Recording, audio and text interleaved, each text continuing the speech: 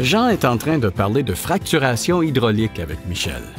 Michel est géologue ou experte en roche pour le régulateur de l'énergie de l'Alberta, qui réglemente la fracturation hydraulique depuis ses débuts dans les années 1950.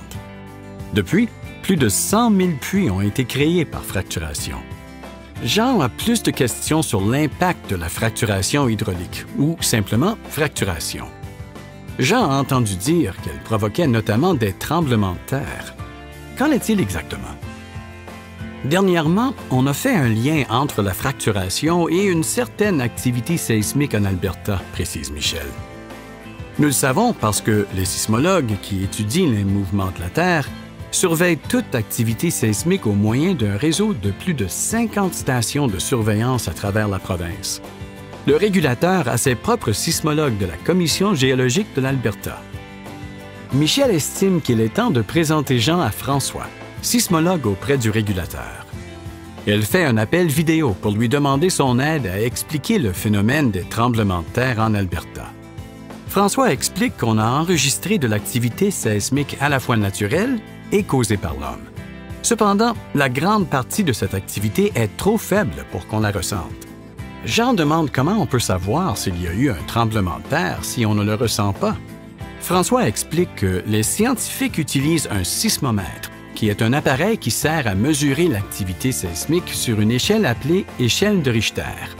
Par exemple, normalement, on ne ressent pas un tremblement de magnitude 2,0, mais à 4,0, on aurait l'impression qu'un camion passe devant la maison. François explique que dans une région de la province, juste à l'ouest d'une petite ville appelée Fox Creek, les scientifiques ont enregistré 3 tremblements de terre de magnitude 4,0 sur l'échelle de Richter au cours d'une seule année. Jean demande comment on peut savoir si ces tremblements sont naturels ou causés par l'homme. François continue en disant que, grâce à leurs recherches, les sismologues ont pu établir un lien entre ces tremblements de terre et la fracturation hydraulique effectuée dans la région.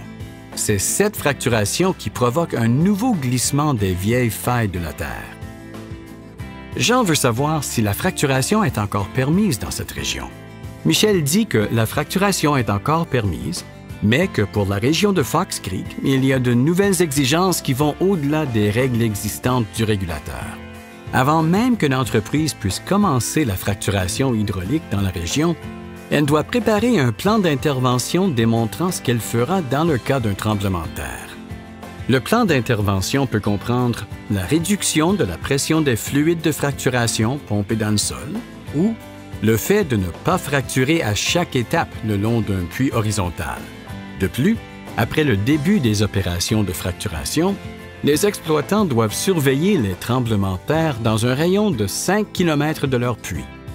S'ils détectent une activité sismique, ils doivent suivre la méthode du feu de circulation du régulateur, qui énonce les mesures à prendre selon la magnitude de l'activité. Les opérations peuvent se poursuivre normalement si l'activité est modérée, c'est-à-dire que la magnitude ne dépasse pas 2,0 sur l'échelle de Richter. Si la magnitude de l'activité se situe entre 2,0 et 3,9 sur l'échelle de Richter, l'entreprise doit alors signaler l'activité au régulateur et suivre son plan d'intervention. Si l'entreprise constate que la magnitude de l'activité est de 4,0 ou plus, elle doit immédiatement cesser son exploitation et le signaler au régulateur. Elle ne peut pas reprendre ses opérations de fracturation sans l'autorisation du régulateur.